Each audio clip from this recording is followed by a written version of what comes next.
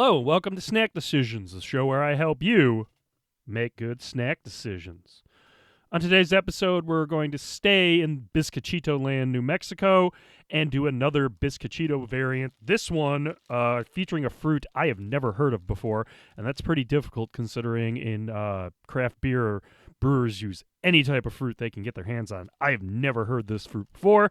Again, from Celina's Bizcochitos in Albuquerque, New Mexico. These are Chokecherry Bizcochitos. I have never heard of a Chokecherry before, so I had to do a little bit of research on it. It is a North American fruit or plant or shrub. It can grow pretty much anywhere, according to what I read, except in the deep south and the far north. And here's a little bit more about it. It is a North American shrub or small tree with tart, astringent, reddish-purple fruit. It's commonly used to make jellies, jams, and syrups and wine. And it's a key ingredient in pemmican that the Native Americans used a long time ago. It was very integral in their cuisine back then. It is the state fruit of North Dakota, so it absolutely has nothing to do with New Mexico, which kind of shocked me when I saw that. There are poisonous parts to the fruit. The berries must be cooked. It is bitter and astringent, so that causes a puckering sensation in the mouth if you eat these raw. They're strong, dry, bitter, and you get a choking reaction or a choking sensation, hence Chokecherry, the Chokecherry name. So these sounded interesting. Again, I've never seen a Chokecherry before or heard of one, so I naturally grabbed these. Once again, this is a packaging like the regular Bizcochitos I had. Ooh, these are a little bit more challenging. Once again, these were on a plane, so they're probably not, most of them are probably not in full shape. But if you could see it, it does have a pink reddish hue or tint to it. The other ones look like straight up normal cookies. This one does have a little bit of a tinge to it. Same shape, this flower or I don't know, circular shape. I don't know what it's called. If you want more information about Bizcochitos and Celina's Bizcochitos, look at last week's episode that had all the information about it on there. But the Bizcochito, I'm assuming it's the same. So it's lard, cinnamon, anise, and then obviously Chokecherry added to it. So I'm assuming it's going to be a little maybe tart. I hope. I don't know. Let's go for it. Compared to the regular Bizcochito, these are a little bit more tart, thankfully, so the Chokecherry is hanging onto their name. The anise is still there, and it's hanging around, but it's not as much, and it's with the tart cherry, or this Chokecherry, in play as well, because that is also hanging around. Once again, I don't get much cinnamon on it. I don't know. Again, when I did the beer pairing last week, that's when it showed up. Here, again, straight cookie. I'm not getting much of it. In terms of taste, that anise flavor is really hanging around again.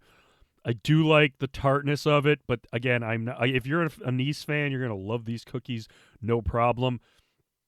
I am not the biggest one. If I could, I'd give it a 4.5. Because I do like the tartness added to it. If I can't get the graphic to work, it's going to be 4 stars because like the other one. But this one is a little bit different, a little bit more interesting. There is even like an earthy taste to it as well. Maybe that's the anise, I don't know. But it seems like it is adding something interesting and extra. And it's not just, the lard, the sugar, and the anise playing around in your mouth the whole time. As for packaging, I don't know if the one I had was a one-off or I wasn't opening it properly. I will stick with the 4 stars because you can reseal it and come back to these later on, and that's really cool, so you can keep them relatively fresh for a while. I don't know how long these actually do last in the package, but I probably will find out at some point. Once again, value. Again, I think these were $5, and these were at the Celina's Bizcochito store. It's a 5-star value. I can't get around that. Not only we don't get Bizcochitos out here, but I've never heard of a Chokecherry before, and I believe this one is exclusive to the shop. I don't know if you can order it online or not, but yeah, 5-star value. Again, the uniqueness of it is going to get you on it. And yeah, you do get about 12 cookies, so that's a pretty good deal in my opinion. Let's head over to the snack bar. And on the snack bar today, we have a big boy. Oh boy, 32 ounces of Gravity Bound. It is a brewery in Albuquerque that I did not know of until I went there, and I would ask, okay, what brewery should I hit? Almost to a person, everybody was saying, go to Gravity Bound, go to Gravity Bound. I was like, okay, I guess we have to go to Gravity Bound. It's a relatively small place. They have a nice patio on the outside. Not too many. They only had 4 beers on tap. They had nothing to go. You can only get the crowlers to go, so that's what I did here. This is their Maisie Train, a 4.8% Mexican lager. I had they had a New England style, West Coast IPA, a Mexican lager, and so a fruited sour on tap. They were all pretty solid and good, but I was just like 4 beers on tap, guys. Okay.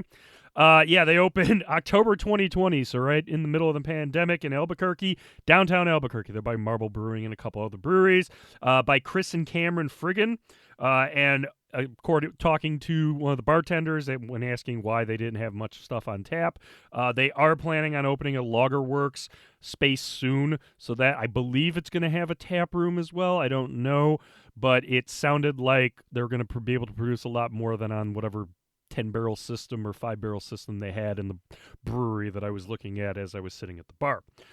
Yeah, so a Mexican lager, I figured, why not? Let's pair it with some fruit. Can't see the oh my god, I'm looking at the camera. That is crystal clear. It almost looks like water in the camera, but yeah, it does have a slight tint, but man, is that clear. Not a ton of head. There was some carbonation, but it did pop. Yeah, oh man, that smells like a Mexican lager. Crackery, crisp, biscuity, maybe a little corn. This might be a Mexican corn lager with Maisie Train. I don't know. Oh, it's a very grainy note. There might be a little bit of a corn note, but grain is dominating. Again, biscuit, cracker. Yeah, that smells really light and refreshing. Sometimes when I go on vacation, I have beers, and I was like, oh, they're all great because your vacation flavor taste buds or whatever.